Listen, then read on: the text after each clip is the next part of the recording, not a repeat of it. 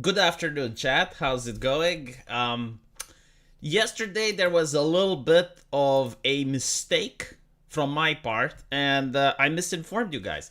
Harmful misinformation. You see, I made the claim that I will be on the Archcast, and a lot of people did go on the Archcast in order to find out that I wasn't there. In fact, there was no Archcast. So people felt betrayed. People thought that maybe the video was uploaded and deleted because surely V wouldn't lie. In reality, what actually ended up happening was Arch didn't have the event and he didn't tell me about it. He's on vacation, you see. So that is what happened. That is what transpired. And for those of you afraid that you may have missed the Archcast, no, you did not. Okay, like the Archcast just didn't happen. Never happened. It was a lie. The Archcast was a lie.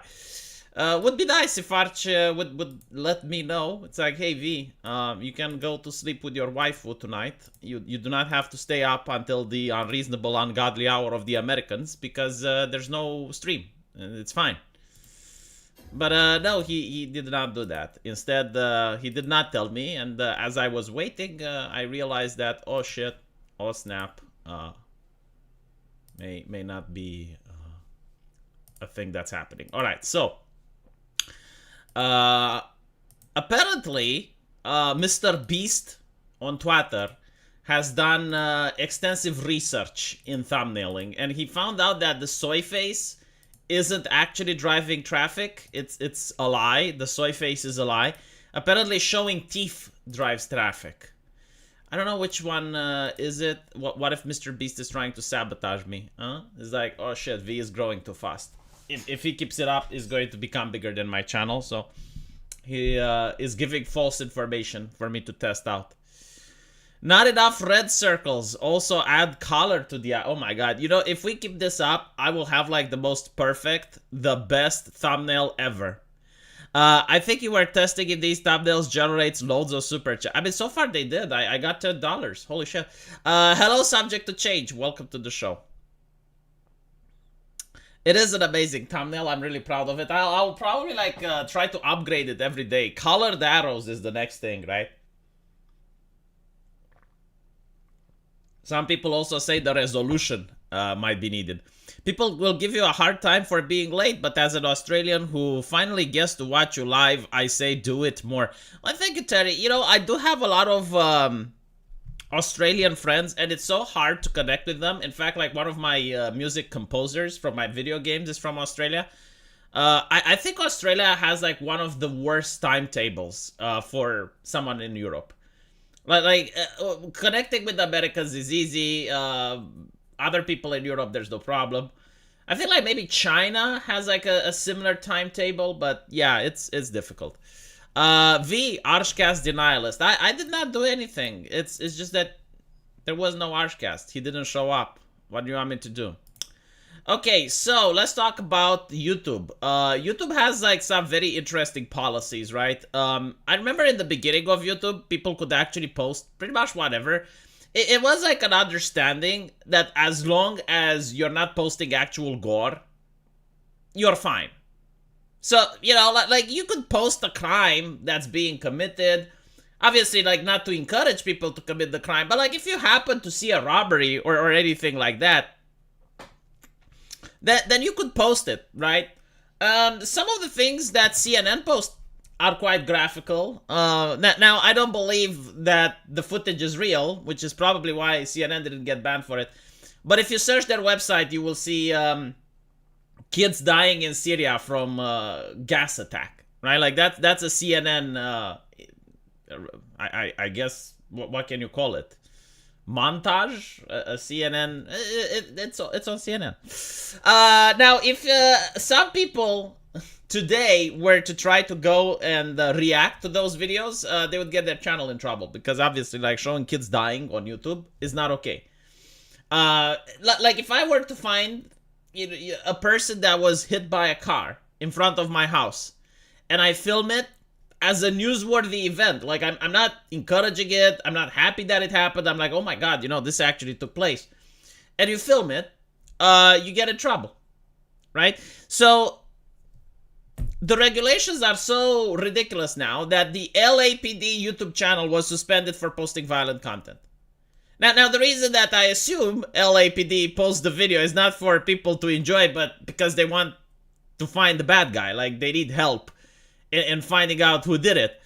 But YouTube doesn't care. Now, here's what it's interesting, right? Because I'm willing to bet that the LAPD YouTube channel is going to get unsuspended. I have this feeling, right? Like, the reason it got suspended is because a bot took it down, or maybe like people actually flagged it. So who knows? But the reality of the situation is that this shows a double message, right? Like, for people like myself who are talking about the news and want to inform individuals, I can't talk about these types of news on YouTube. I'm actually thinking of starting to stream on X because it's getting annoying. Like, you know that these videos is what people want you to talk about. Like, they generate traffic because people are interested in this. But you can't talk about it on YouTube because, as you can see, the actual LAPD YouTube channel gets suspended. And surely they will get it back, but the difference between them and me is that YouTube actually cares when they manage to embarrass themselves by banning a government channel. However, if I were to do it, well, who do I talk with? You know, like the media won't talk, oh, this Romanian guy's channel has been taken down because he was talking about crime. It's not okay. So yeah, and by the way, it's not necessarily like due to YouTube's policies. It's more like the advertisers cracking in. Like, the advertisers do not want people to have their own opinion on the news. The best example of this is during the American riots. Twitch actually forbade, or they had a policy against live leak videos. So there were a lot of cops during the 2020 riots, and they had their body cams, and they just plug that in to live streaming. So there was no commentary, there was nothing. It was just like you could see what the cop is showing to you, what is happening on the ground. And of course, they don't like that because they don't appreciate news that's being shared without editorializing, right? Like, they will show you the burning police station as long as there's a CNN analyst over there telling you that it's a fiery but mostly peaceful protest. So they will do that if they editorialize, but a cop just showing you the reality, no, that's not something that they want. Like, what I noticed that they want is people on Twitter. Like if anyone follows politics on Twitter, you will notice this. They just treat the average individual as a person that goes to work, comes home, and sits in the pod, right? So, like, they don't want the person to be informed. They don't want the person to be educated on issues. This is why people on Twitter only talk about Marvel movies, Harry Potter, and World War II. Like, this is the extent of the references that they have, because this is how they experience the world from their pod. Like, when they're in the pod, they watch the Marvel movies, they watch the Harry Potter, and they watch the news where they talk about World War II. So when they go at work, they talk with their colleagues about the only things that they know to talk about, and that is the world, right? But when you show them the actual harsh realities of the world, like you show them what Hamas was doing in Israel, when you show them the 2020 American riots on the ground, it's like giving them a glass window that they can look. It's like, these are the consequences of the policies that people are supporting. Oh, well, that's horrible for the establishment. They don't like that. You remember the year of free TVs? My God. It was a very interesting year because at the same time, like, if you're a business owner, and I remember like a lot of memes about this being displayed. If you are a business owner, your business was shut down, right? So your TVs were locked away in your business because you had to stay home and stay safe from COVID, not from the protesters, heaven forbid. Right, so in order to keep you safe from COVID, the government was like, you need to stay home, stay safe. But at the same time, if you were protesting for civil rights, you were allowed to go out and protest. So business owners had their business shut down, and on top of that, they had their businesses vandalized and looted because the cops were told to stand back. So you had like this powerful synergy of events to create the perfect economic downturn. I don't know why. But to say that it was an accident is very bizarre, right? Like, on one hand, yeah, you can't go to your business, you can't do your job, stay home, stay safe. I don't care how you pay the bills. We may give you like $500 from the government. Buy an iPhone with it. Oh, they're looting your store? Well, we can't do anything, right? Like, it would be racist to actually send police over there. When they went into CNN, though, all of a sudden the cops were there, right? So when they went to CNN, heavy police presence, we must defend CNN. Didn't the Romanians fight the evil mustache man with Iron Man? The Romanians allied with Hitler. What are you talking about? We actually did, but it was not ideological. Like, most Romanians wanted to stay neutral during World War II. It's just that Russia took a chunk of our country. They took Bessarabia, and then the Hungarians, which were allied with Hitler, they took Transylvania. So Romania had to make a choice. Do we join the Russians or do we join the Axis? The Russians weren't really that interested in having us because they were pretending to be neutral at the time. So the only option was to join the Axis. And after joining the Axis, it was, okay, now you're going to go into Russia and you're going to fight with the Nazis and you're going to get Bessarabia back. Right? So it wasn't a political, ideological thing. It wasn't like, oh, yes, we believe in the idea. No. And on top of that, once we got pushed back after Stalingrad and the Red Army managed to take over, they used our military in order to attack the Axis. So Romania in the Second War fought on both fronts. We fought on behalf of the communists and we have fought on behalf of the Nazis. And then we benefited from the Soviet Union afterwards. We were under the Iron Curtain. Apparently, everyone voted. The vote was 100% safe and secure. And everyone voted for communism. It's the same with every other single Eastern European nation under the influence of the Iron Curtain. Churchill allowed the Soviets. It's like, okay, well, these nations under your sphere of influence, like, you can have them, but make sure that they have free elections. And everyone voted for communism. What a surprise. Especially in a country where Romania, I think, like, had the Communist Party with, like, maybe 2,000 people. Like, it was so fringe that it was negligible. It's almost like it didn't exist. But after World War II, no, it surged in popularity. Come next elections, it was the most popular party in the country, and it had remained the most popular party in the country for decades.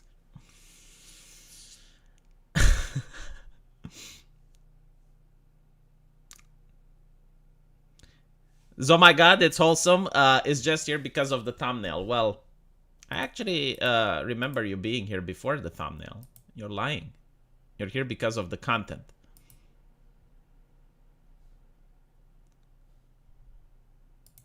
This is something that I want to discuss.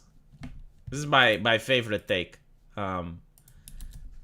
TikTok, in my opinion, has become the Tumblr. Like there is no more extreme, radical, unhinged platform right now than TikTok. And it is by design. Like if I go on TikTok and I make videos where I contradict or I make fun of some of the individuals there, I get banned, right? Like you're not allowed to contradict people there. So it's to no surprise that these types of videos are flourishing. And as you can see, like this got 2.6 million views. Like it's incredibly popular. So we got this lady which is talking about the draft and she is excited about women getting drafted. I never heard anyone outside of the government being excited that people are drafted, but okay. If women are drafted to the military, I am most excited to see the confrontation between commanding officers and the girls. You think we're going to let you yell at us? You think we're going to do something without a please and thank you? We've all had controlling ex-boyfriends. We know not to put up with that bullshit. See, it's almost like she believes that this wasn't the problem that was addressed in the past, right? Like young men getting drafted in the military. And by the way, I see this all the time. I see this all the time. It's like on social media saying, well, I don't like my country. If I get drafted, I refuse to blah, blah, blah. They had this problem in the past. I think it's a problem as old as ancient times. You know, like not most people that get drafted actually want to fight. It's almost like they probably found the solution during these thousands of years that we had the nation state, which often employed militaries and often took people that didn't want to contribute. Oh yeah, like in the most extreme, they just set up a fighting execution. That was the sort. No, unironically, right? Like, oh, you don't want to fight? You have that in Game of Thrones, don't you? Like in Game of Thrones, you have that gentleman that refused to obey an order, and Jon Snow goes like, "Are you sure you're doing this?" Okay, well, let's go out, chopping block, head, you know?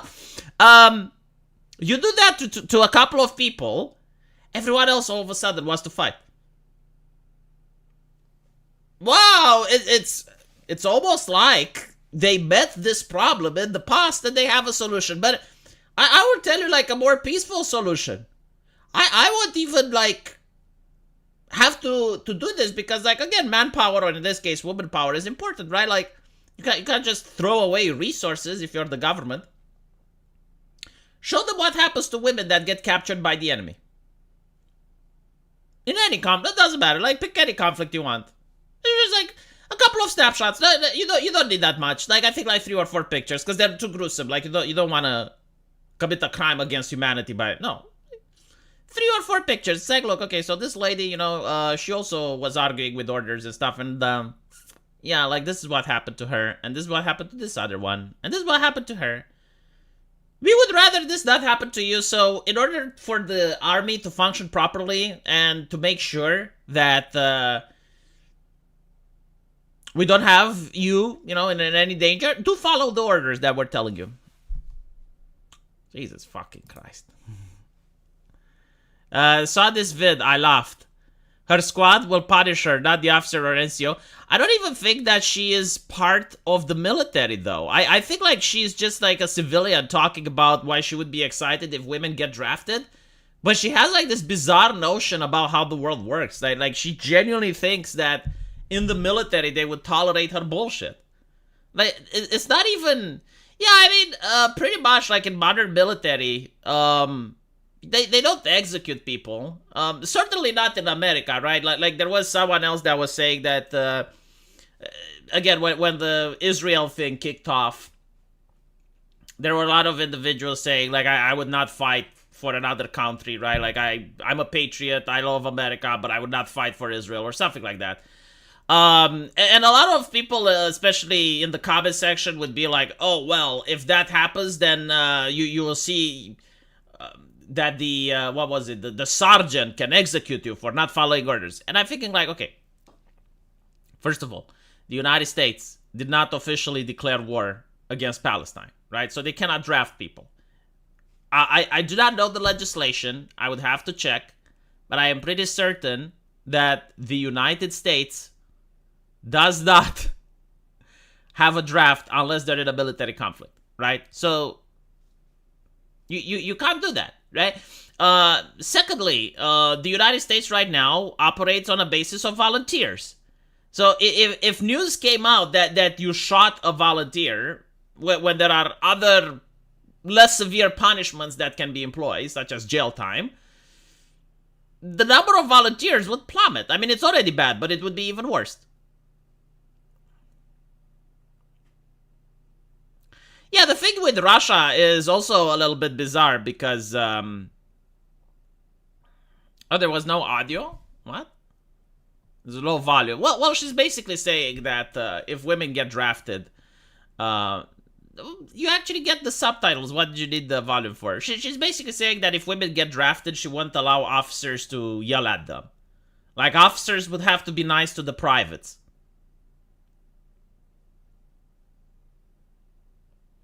I don't know where she got this from, though. Like, again, this has 2.6 million views.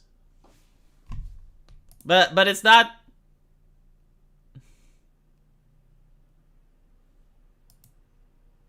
I just want to point out, right? Like, this is the type of training that some soldiers do, right? Like, you think 30 minutes on a treadmill is bad. Imagine marching through this, and you literally just have to run up this hill. I think like the Marines have the worst type of training. It's called the crucible. It's like a 24 hours low sleep march. A lot of people say that it's hard to be a Marine because of that. I don't know how it's like to be a drill sergeant and you have to do that march probably every promotion, right? Like every graduation. How often do Marines graduate? Is it like once a year, or like a class of Marines? If anyone knows, is it like twice a year or once a year? If you're the drill instructor, you gotta run along the men. Like, ironically, everyone thinks it's like, oh my god, boot camp is hard. Imagine being the drill instructor. Like in most of these situations, the drill instructor just stand by. Like, he runs along the troops. He does the exercises with the troops. It's like, I don't know how they managed to pull it off. And imagine running this crucible up and down, like 24 hours. Holy shit.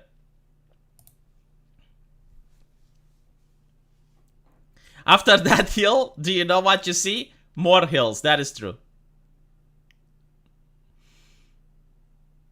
The United States is always at war. I think it's true, but like when you draft, you have to draft for that war, right? So like right now, the United States, I think, is at war with North Korea, if I'm not mistaken. So if you have a draft, you have to draft people to fight in North Korea. Like you can't just say, oh, we're drafting people and you're going to fight in Israel. Unless you're at war with Palestine, like officially, and the Congress gets with the war, like the citizens can refuse. DIs, drill instructors are machines, not human. Yeah, the thing with the drill instructor in America, and this is something that I don't understand, is the fact that they always yell. Americans say that, well, this is to create stress and to create like the combat environment. Other nations don't yell, and they have effective militaries. Like for example, the British don't yell, right? So the British have DIs as well, and they just talk normally. I don't think that's the case. I don't think like you need to create the stress of the battlefield by having like a person yelling unreasonable shit in your ear. Bad drill instructor get their recruits killed in battle. Well, you know, I listened to this YouTube channel. It was a drill instructor, and he said that the US military performed the art of training soldiers, and then wokeness came and completely unfucked everything that people tried so hard to do. Like for instance, I'm not talking about like the drill instructor able to hit us a recruit. I mean that would happen in the past. Like if you pissed off the drill instructor, he would just floor you. And you know, in a way that's I guess like to get people to get used to the whole stressful situation that we talked about, which whatever. But we're not talking about that. Like I actually saw a video where you had like 3 drill instructors and they were streaming, and it was like the most bizarre thing. Like it was like, none of us here are allowed to touch you. If anyone touches you or makes an offensive or inappropriate comment, you will come to me. You will submit form, blah blah blah. We have no tolerance for racism, bigotry, and blah blah. And I'm like, dude. Like, you're yelling in order to create stress, but on the other hand, you're saying that this is a safe space, and no one is allowed to make any offensive jokes. Like, do you not see a little bit of a conflict of interest here? Like, aren't you, like, sabotaging your training on one hand? Like, either you want people to be stressed, or you're saying that jokes are off the table. I mean, when you go to war and people are shooting at you, jokes are the least thing that you're worried about.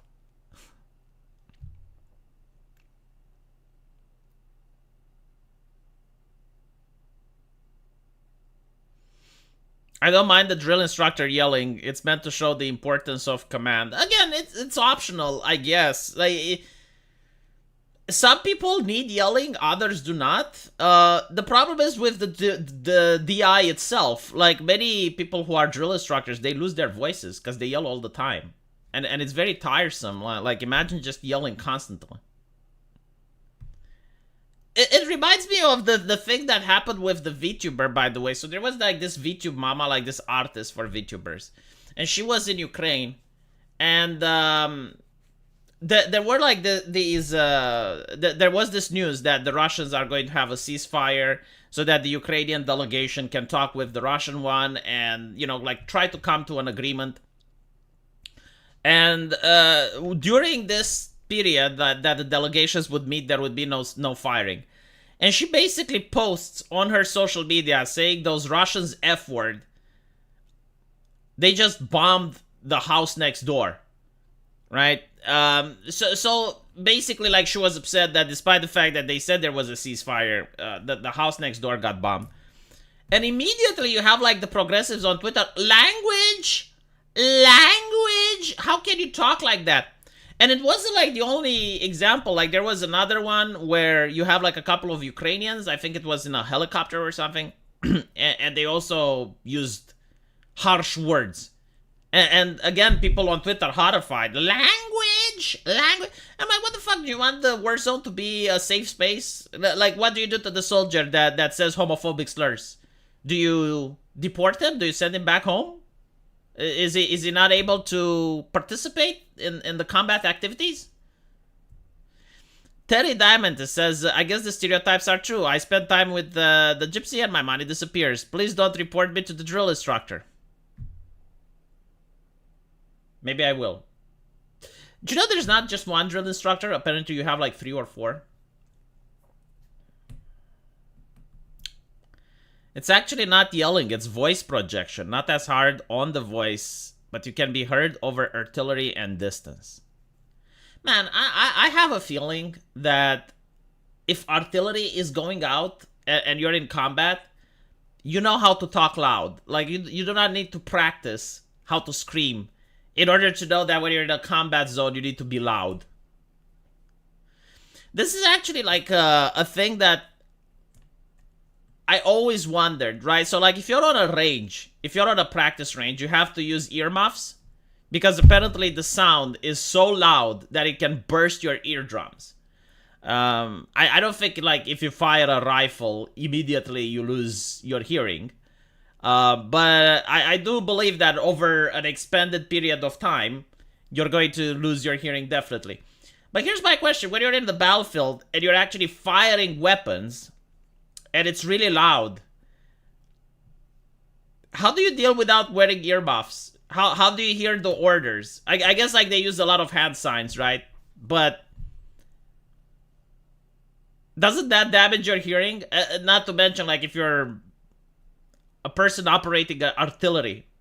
I mean, that's probably the loudest, right?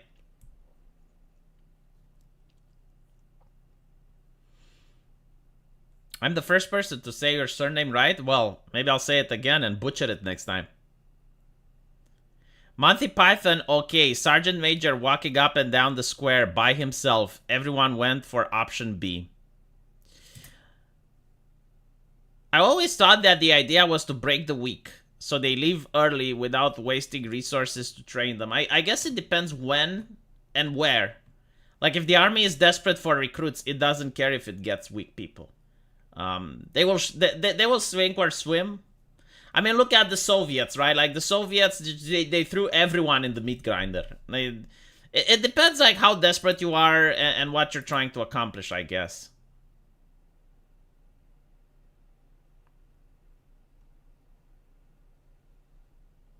By the way, is it Halloween today?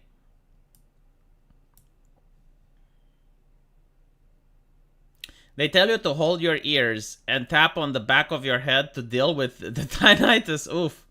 You have earmuffs to allow you to speak and others while dampening the loud noise. Is that a thing, though?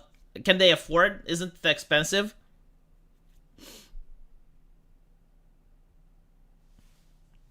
The 31st, the 31st is Halloween. I need to maybe commission something for my game so that I have something nice to show to people. But what's interesting about Halloween is that so many progressives are coming up against it now. Like it used to be, and I genuinely believe this, it used to be their most favorite holiday. Most progressives, they love getting offended.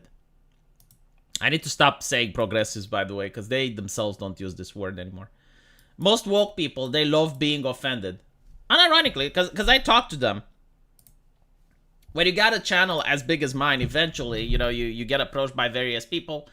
And I got approached by several that were like, well, so I've been at the university and I used to be woke. Or, yeah, I had like this community on Discord that I joined and they were very woke. Or I used to be in the furry fandom, God forbid.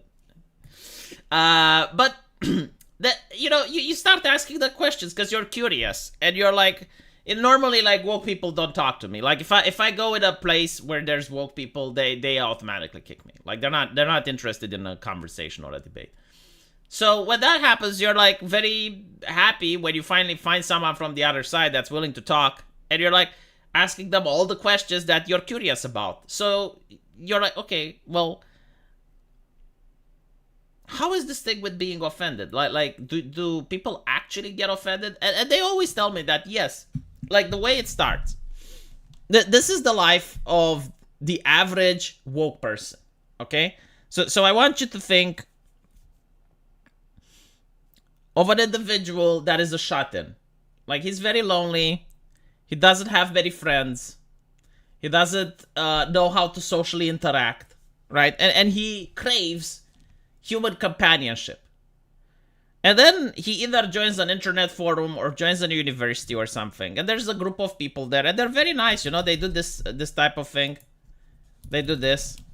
They do a lot of EXO. They do this. They do this. They do this. Right? They definitely... Incredibly nice. Hello, Setsuna. They're incredibly nice, yeah? Yeah, no, it's not necessarily kawaii. It's like they will say something and they use this as a punctuation sign. So, like, for example, Tomcat is saying cancel Halloween for bigotry. So you say this, cancel Halloween for bigotry, and then they make, right? Is how they... It's how they communicate. No, they don't use this. I mean, maybe they do now because I haven't been in the furry community in a while. But yeah, so they use this as well. So they're being like incredibly friendly. Like friendly past the reason of normal. Like no one is this friendly. But that's how they are, and they attract new people. Like if you're a shot-in and you're trying to fit in and find the group, these individuals are very friendly and they take you in. And when you're the new guy, you get a lot of attention. But then you notice that you don't get attention anymore. Other people get attention. And the people that get attention are the ones that victimize themselves. So if they will say something like, oh my god, I watched TV and I saw this offensive ad. Everyone is like, oh my god, so are you okay? Like for real? What was it that bad? And yes, they used... I don't know. It was a white man wearing dreads, and that's cultural appropriation. And we as a society, like I can't stop thinking about how bad minorities are having. And everyone starts like hugging that person, and everyone is like, "Oh, we're so sorry. Like we hope you're going to stop." Like they would use the word trigger as unironically, right? And basically like that person that shows that they got offended gets a lot of validation from the group. And it's not just that, like, if you manage to take down a bigot, right? So, like, if you manage to take down Steven Crowder, all of a sudden, oh, you do it, right? And you get, like, this... remember, what was the name of that person that went after Kiwi Farms? Right, like, when they went after Kiwi Farms, massive engagement, massive subscribers, like, everything was good.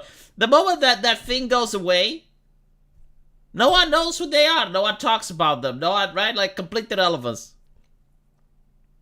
So it's kind of like you're incentivized in order to get offended, and you're also incentivized in order to go after right-wingers. Like it's kind of like how the culture is like. Like there's no marching orders or anything. You just know that if you do these things, it is positively received. Yeah, Keffels, yes. So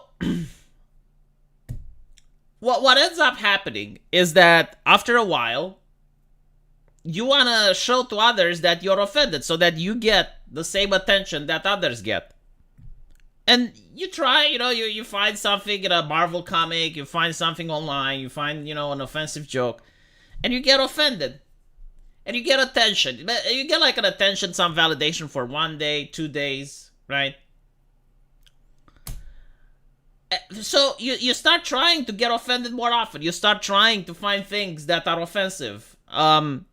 You're watching CNN, you're watching The Guardian, you're watching all of these progressive outlets in a desperate attempt to get offended. And after a while, getting offended becomes normal. Like it starts as being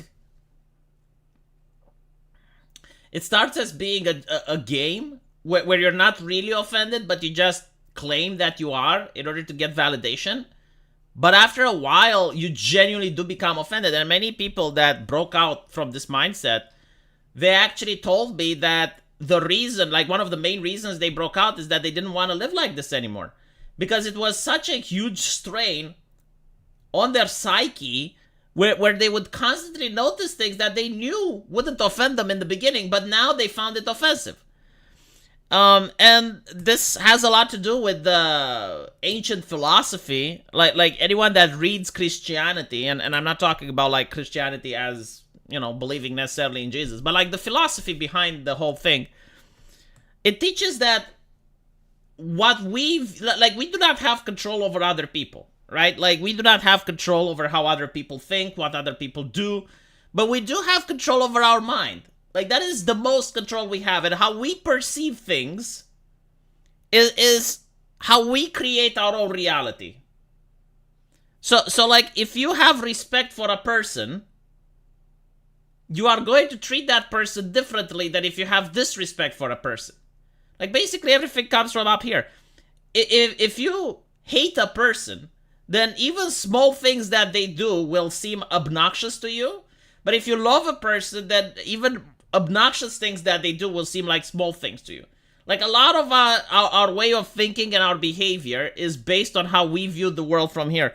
And when you view the world in such a negative light, when you assume bigotry behind every corner, when you assume racism behind every statement, when your entire worldview is based on the fact that there is a shadowy cabal, the patriarchy, that's trying to control and dominate the world, and is, the white race is conspiring behind closed doors in order to gain themselves privilege and shit. When you view the world with such malice, you cannot have a healthy life. You cannot live happy because you're constantly looking at the world through the lens of malice and evil. And you view yourself as, your energy is required in order to, like, fix the world. And if you don't do it, then the world collapses. It's like, well, yeah, but, like, if you're going to act like the Messiah, then you're going to have a very stressful life. Is it true that you recommend that men don't know about their women's partner count? LOL. That's not what I said. What I did say is that if you choose to be in a relationship with a woman, so like, you get to know a woman, right? And you talk to her, you ask her about anything you want. You can even ask her about previous partners. That's fine, right? But the moment you chose to be in a relationship with her, like the moment you're like, all right, well, I want us to be boyfriend and girlfriend, or however that conversation leads up, especially if you married the woman. What happened before, you don't bring it up. Because you wouldn't like it if your wife brought it up. Like, imagine this. Imagine you're marrying a virgin woman, right? Like, she never had any partner whatsoever. And now you're married with her. But you slept around when you were in university, right? So as a man, you had like 4 girlfriends. You didn't cheat on them or anything, but you had like 4 girlfriends. And now you're marrying this woman that's virgin. Would you find it acceptable for your wife to bring up your past relationships? Like, would you find it acceptable if she asks you about Stacy? Like, how Stacy was in bed, or how much you love Stacy compared to her? Is this like a type of conversation that is productive? Like, again, it's in the past. Like, you did it in the past. You can't change the past. Now you're with her, right? Like, you're not talking with Stacy anymore. You're not discussing it. I know that she will bring it up, but like, the question is it a good thing that she's bringing it up? And if the answer is not a good thing, why would you do the opposite, right? Like, if you're married and you already have a conversation with the woman, you know how many partners she had, you know what she did in the past, right? Do you think it's acceptable to start asking her about her previous boyfriends? Like, if she's not talking with them, if she's not engaging with them, right? Is it acceptable to bring it up? Ask her, like, okay, so how was John in bed compared to me? Like, is this like something that's productive? That's what I was talking about. I'm not saying that you shouldn't ask women about how many previous boyfriends they had. By all means, like, that's relevant. No, you should ask them. But what I'm saying is that the moment you decided to commit to a relationship, and assuming you want that relationship to continue, and you want the relationship to be healthy, talking about previous relationships, unless there's like a specific reason to do so, like let's say that you caught her on Facebook watching Chad, and you know that Chad was her ex, and she's talking to Chad right now, then no, that's a reason to bring Chad up. I mean, definitely. But like, assuming that you're in a relationship with her and you want the relationship to continue, and this is true for the ladies as well as the men, do not bring up past relationships in the conversation. Like, the time to bring them up was before you went in a relationship with her, right? So, like, before you become boyfriend and girlfriend or husband and wife, before that is the moment when you can bring up the previous relationships in the conversation. And even then, when you're bringing them up, it should only be like, casual, like how many, whatever. If that is what you're concerned about. You usually can't tell, like if a woman had one relationship or 1,000. Like, you don't even need to bring them up in a conversation. An experienced man would be able to tell. It's unhealthy to dwell on your girl's previous relationship. This is good marriage advice. I know, like, this is what the priest would tell you. I don't know, like, I see a lot of right-wingers, because, like, this gentleman that gave me a super chat, Basil, like, he doesn't, the way he asked, he didn't actually listen to when I said it. He got it from third party. They're like, oh, wow, like, you shouldn't, what do you mean you shouldn't ask about your wife's previous? You had the time to ask her before getting married. And you also have to take into account, the society of the current year. I mean, the current year, like what? You're marrying at the age of 35, okay? And you want your significant other to be a virgin? And she, like, never? Like, what? So up until the age that... Let's say you marry a lady that's 25 years old. You expect her that at 25 she never had sex? Ever? Interesting. What can I say? I mean, it's like... Okay, maybe you find the pearl, but like, for the rest of us, it is expected that she would at least have a couple of relationships. Now it's different to say that a woman at 25, like maybe she had two ex-boyfriends, right? This is like very common, especially in Romania. Like, she had a boyfriend in high school, broke up for whatever reason, then she had another boyfriend, and each relationship lasted for like 6 or 5 years. Okay. But that's different than to say, well, no, she's not in a stable relationship. She doesn't even know how many boyfriends she had. Like she just has a different guy every night. That's another consideration, of course. Well, I tried to drink from the wrong cup. Why do I have so many cups here?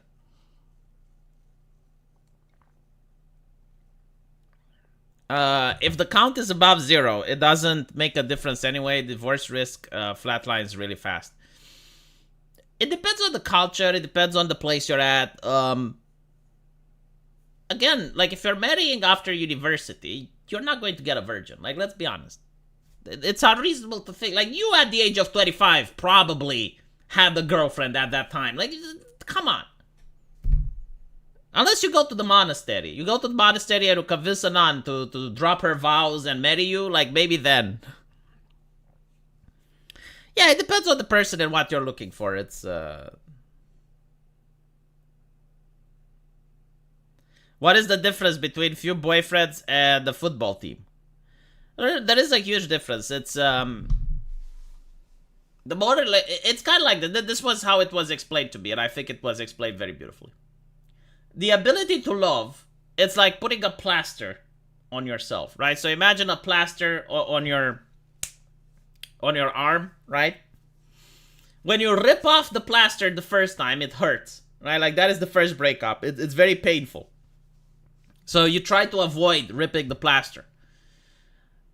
if you put the plaster again, right, the second time, and you rip it off, it hurts a little bit less. And if you keep doing this, like if you keep applying the plaster on your arm after like 10 or 15 times, it doesn't even hurt to rip it off, right? It loses its adhesive properties. It's the same thing with love, really. Like the first relationship, the first breakup is probably the most intense. The emotions you're experiencing the first time you're with a person, they're probably the most intense emotions you'll have in your life.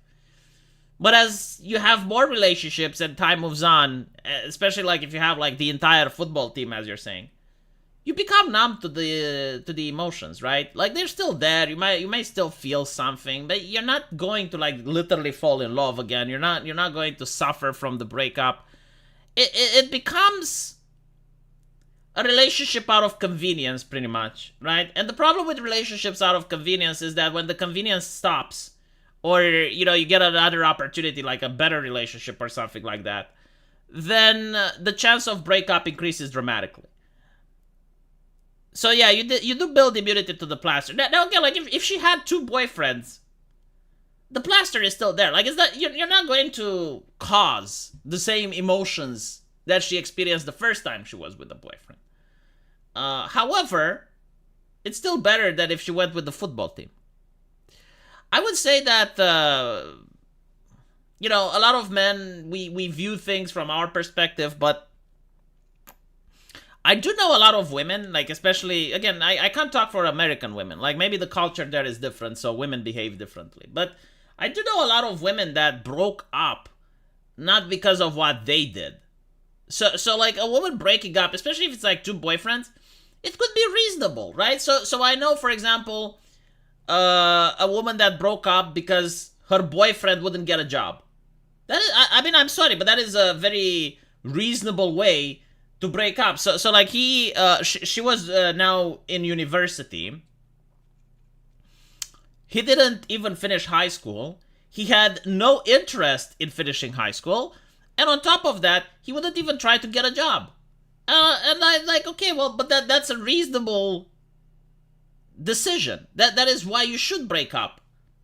Like what? So like he wanted her to be the mommy. Like he wanted her to maintain his lifestyle of sitting at home and playing video games. Like no, cheating on her, beating her. You know, like actually, there are so many other reasons why a woman can issue a breakup that is not even like domestic abuse. But like most of the time, if the man does not fulfill his manly duties, I was actually talking this with Raging Golden Eagle today, and we were discussing the fact that Chi-Chi is obnoxious, right? Chi-Chi from Dragon Ball. And I was like, no, I'm sorry, Chi-Chi is right. You know, like Chi-Chi is upset because Goku isn't being a man. He is not fulfilling his duties as a father. He is not fulfilling his duties as a husband, right? Now, of course, due to the universe of Dragon Ball and to the lore, it's like, okay, well, he wants to save the universe, and it is justifiable. But like, if we were to remove that aspect, you know, the fantasy aspect, and we were just to take Goku as, you know, an average guy and Chi-Chi as an average woman, so like separated from the Dragon Ball universe, I could understand why the woman is upset if the husband is never home, if the husband doesn't raise the kids, if the husband just fulfills and goes for his hobbies and his entertainment. Like, Goku is not violent, right? Like, he doesn't yell at her, he doesn't beat her, he doesn't do anything like that. But like, he gives her reasons for a divorce.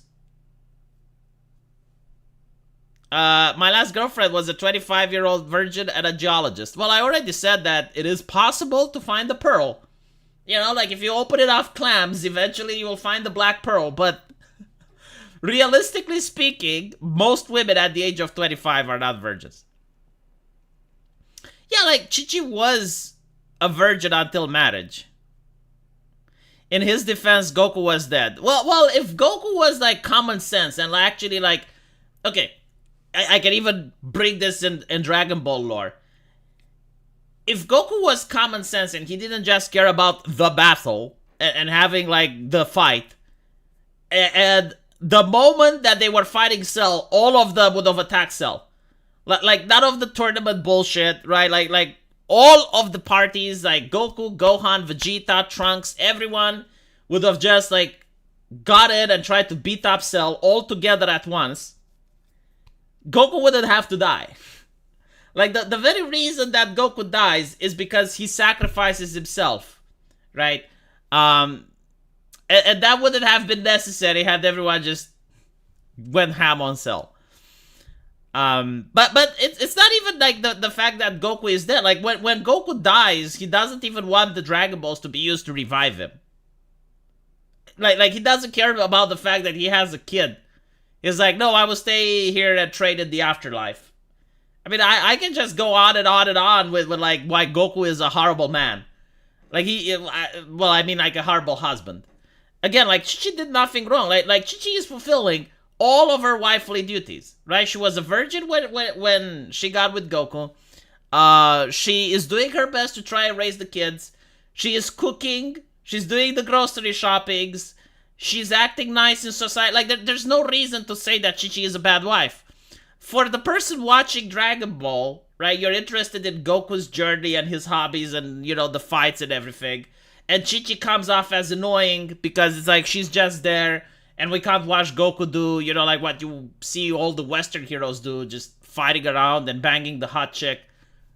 Right? Like Goku can't even get with Caulifla because he's got the wife at home, so she's annoying. And she can't even fight. But yeah, if they used dozens of beans, they would have won easily. I know. Yeah, she even trains Goten. But like, again, the whole thing is not necessarily about training. Like, training is Goku's pastime, right? Like, that's what he does for fun. She just wants the kids to be raised up and have a happy family. And Goku can't provide that. So yeah, like, she has the reason for a divorce. She is fulfilling her gender roles while Goku is neglecting them.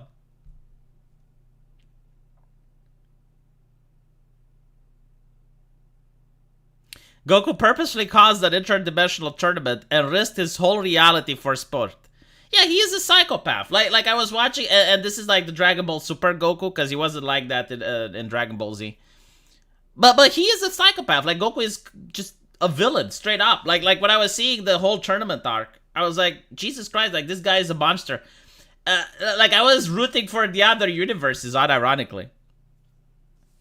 These RPG shows, it doesn't matter. I was just talking about the fact that if you believe in the gender roles and you believe in the tradition of marriage, you must believe then that women have a gender role and men have a gender role. So if the man doesn't fulfill his gender role, he does have grounds for a divorce. This is true in Islam as well, by the way. Like, in Islam, you know, you look at Saudi Arabia and you look at Qatar and you see that women have to wear the burqa and they can't leave their house without being accompanied by a male guardian. And like I get all these things, right? And it's very oppressive to be a woman there, and the men can marry multiple wives. And I can't even imagine how it's like to be one of the wives, right? Like, whatever. What I'm trying to say, though, is that even in that situation, there is one instance where women have power. And even an imam will agree. And that is when the man doesn't fulfill his gender roles. Like, if the man decides to not produce for his family, if he's not doing what a man is supposed to do, then the woman can divorce him. And her family will back her. And in some cases, even the imam can agree. It is something that's possible under Islam. The spirit bomb could have gone very, very wrong. Goku, for my next attack, I will increase the animation budget. Cell, well, what does that do? Goku, now we can all attack at once. See, I never thought about that. Holy shit, but that is so true. That is so true. Oh, wow. Like, yeah, like, when you look at a budget, like even now that I'm making a video game, one of the main reasons why I don't want to add 2 characters in a scene is due to the holy animation budget. Yeah, that is absolutely correct. So when you see that there aren't that many fights with more than one person, it's due to the animation budget. Although I would say that that's not really true. I mean, they blew their animation budget on fighting the little cells. Like, when you have the little cells and they attack the Z fighters, like, that is still a battle where more people take place. In fact, like, as long as you have just two people on the screen, then it's fine. You can have, like, battles that have more than one character. Especially when you have, like, a battle that has multiple characters, they're not as detailed, so...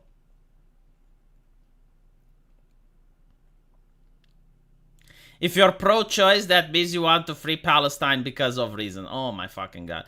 I heard that argument with Erdogan, and Erdogan was like, oh, so like you guys supported Ukraine, but you're not supporting Palestine.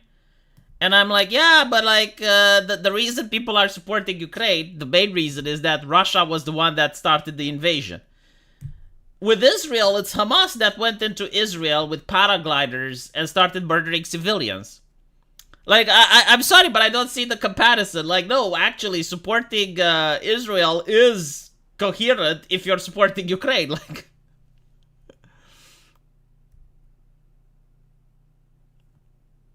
I'm such a traditionalist. I am. Look, if it worked for my grandfather, it works for me, so. Big brain content is here from the circle. I'll make another circle.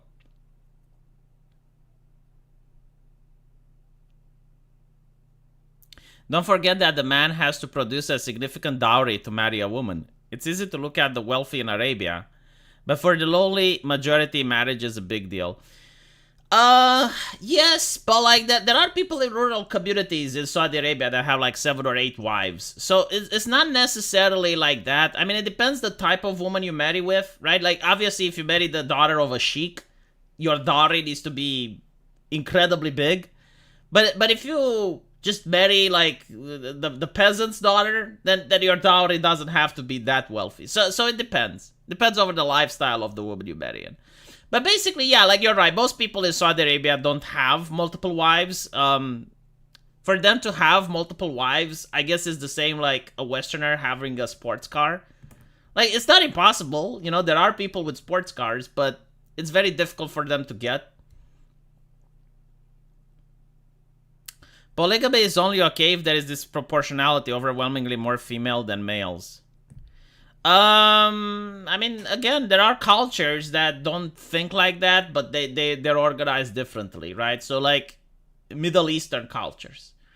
Like, you can have polygamy. You have one man marrying 5 wives. Now, of course, this is going to create men with no wives.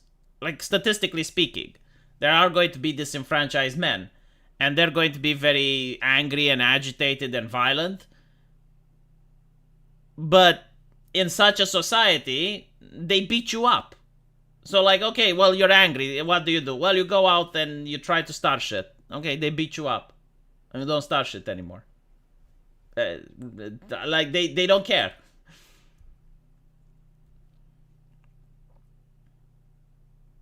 I think the US should not concern themselves with foreign wars. The reason most people think like this is because they do not understand that the US lifestyle, like all the amenities that Americans have, and all of the luxuries, and even now that the economy is shit, you do have luxuries, is because the US is concerned with foreign wars. The reason you have foreign wars is not just for resources, is to prevent other nations from gaining the resources and then having an actual conflict. But it's also to control trade routes. To basically, like when we say the international community, we usually mean the US. Like if look at the US, right? They can bomb the pipeline between Germany and Russia. Like let's assume they did it for the sake of the argument, because it's not entirely known. But let's assume the US did bomb the Nord Stream pipeline. What will Germany do? Nothing. They can't do jack shit. It's like, oh, we know. Okay, and if you know, so what? Right? Like that is why the US is concerned with foreign war. Of course, there's also other reasons. Like, there's multiple parties that are benefiting from conflicts. But it's, you know, like, one of the things that Americans don't understand. Like, if you want the US to isolate itself, you just have the end of the Western civilization. It's simple as. There is no ifs or buts.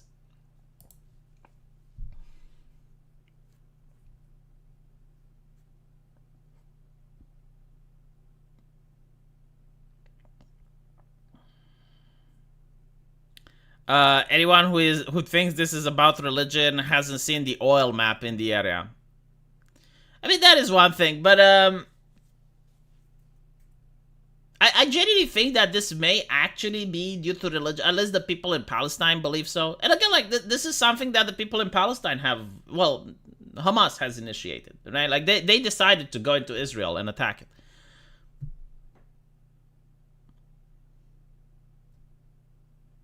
Self-destructive martyrdom is relatively new to Islam. It was first done to the Dutch in Indonesia.